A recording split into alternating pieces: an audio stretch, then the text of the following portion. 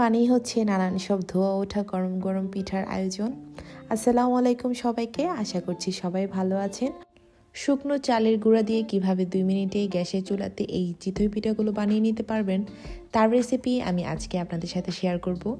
আমরা অনেকেই ভেবে থাকি হয়তোবা মাটির চুলা ছাড়া এই চিতই পিঠাগুলো বানানো সম্ভব নয়। তাহলে চলুন দেখে নিই আজকের এই চিতই পিঠাগুলো আমি কিভাবে ঝটপট বানিয়ে নিলাম। চিতই পিঠা বানাতে আমি যে গুঁড়াগুলো নিয়েছি সেগুলো আমি বাজার থেকে কিনে এনেছিলাম। আমি এখানে 1 কাপ পরিমাণ চালের গুঁড়ো নিয়েছি।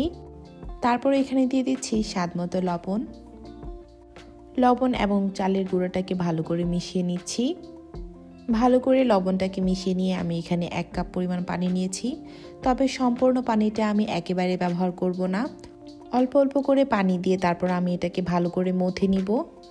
এখানে অবশ্যই ভালো করে মথে নিতে হবে, যেহেতু আমি এখানে বাজারে কেনা চালের গুঁড়িটা ব্যবহার করছি, তার জন্য আমি সরাসরি পানিটা ব্যবহার করছি, মানে রুম টেম্পারেচারের পানিটা ব্যবহার করছি। আর যদি ঘরের তৈরি চালের গুঁড়াটা ব্যবহার করেন সেক্ষেত্রে অল্প পরিমাণে কুসুম গরম করে নিয়ে তারপর পানিটা ব্যবহার করতে হবে, এতে করে পিঠাটা পারফেক্ট হবে। একদম হালকা কুসুম গরম পানিটা ব্যবহার করতে হবে।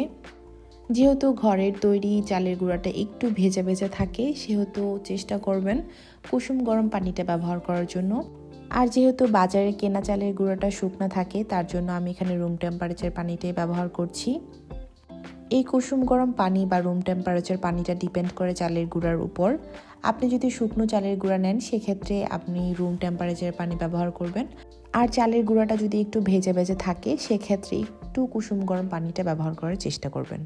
তো দেখতে পাচ্ছেন আমার এখানে ডোটা একদম আঠালো আঠালো হয়ে গেছে। এখন আমি এই ডোটা দিয়ে চিতই পিঠার ব্যাটার তৈরি করে নিব। আমি এখানে ঠিক কতটুকু পানি ব্যবহার করেছি, কত কাপ চালের গুঁড়ার জন্য কত কাপ পানি ব্যবহার করতে হয়, আমি সম্পূর্ণ হিসাবটা আপনাদের সাথে শেয়ার করব। এতে করে আপনারা যারা প্রথম পিঠা বানাবেন তাদেরও এই ব্যাটারটি তৈরি করতে খুব সহজ হবে। এখন আমি সম্পূর্ণ ব্যাটারটি তৈরি করে নিব এই চামচের সাহায্যে নেড়ে নেড়ে। আমি অল্প অল্প করে পানি দিয়েছি এবং হিসাব রেখেছি আমার 1 কাপ চালে কতটুকু পরিমাণ পানি লেগেছে। আমি 1 কাপ চালের গুঁড়ার জন্য টোটাল 1.5 কাপ পরিমাণ পানি ব্যবহার করেছি।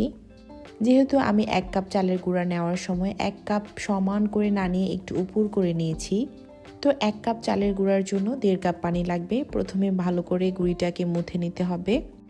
আমি আজকে আপনাদের বোঝার সুবিধার্থে 1 কাপ চালের গুঁড়া দিয়ে এই চিতই পিঠার ব্যাটারটা তৈরি করেছি। পরবর্তীতে আমি আবার গুলা গুলে তারপর পিঠা বানিয়ে নিয়েছিলাম। একই সাথে ছোট ছোট 5টা পিঠা হয় এমন একটা চিতই পিঠার সাজ নিয়েছি এবং আমি এটি চুলায় বসিয়ে দিয়েছি। আর একটি টিস্যুর মধ্যে আমি তেল লাগিয়ে সম্পূর্ণ এই সাজটাকে তেল ব্রাশ করে নিচ্ছি, এতে করে পিঠাগুলো সহজেই উঠে যাবে। আর এই চিতই পিঠার সাজটি কিন্তু লোহার। এই সাজটি গরম করে নিয়ে তারপর আমি এই চিতই পিঠার ব্যাটারগুলো দিয়ে দিচ্ছি। আর এই চিতই পিঠার ব্যাটারগুলো কিন্তু সম্পূর্ণ ভরে দেওয়া যাবে না, ব্যাটারগুলো একটু ফাঁকা রেখে দিতে হবে।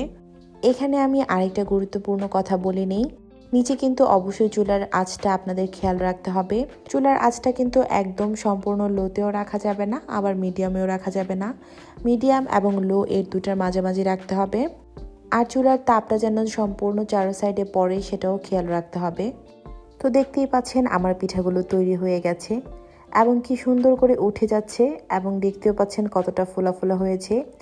এই পিঠাগুলো হতে মাত্র সময় লেগেছে 3 মিনিট। এই পিঠাগুলো যদি আমি একটু বড় সাইজে বানাতাম পিঠাগুলো কিন্তু আরও সুন্দর হতো। যেহেতু আমি এই পিঠাগুলো দিয়ে দুধ চিতই তৈরি করব, তার জন্য আমি এরকম ছোট ছোট করে পিঠা বানিয়ে নিয়েছি। আপনারা আপনাদের পছন্দ অনুযায়ী ছোট বা বড় করে বানিয়ে নিতে পারবেন।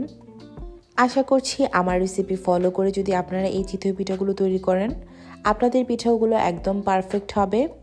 আর একটা পিঠা আমি আপনাদের সাথে ভেঙে দেখাবো, ছোট হওয়ার পরেও ভিতর থেকেও পিঠাটা কতটা সুন্দর হয়েছে।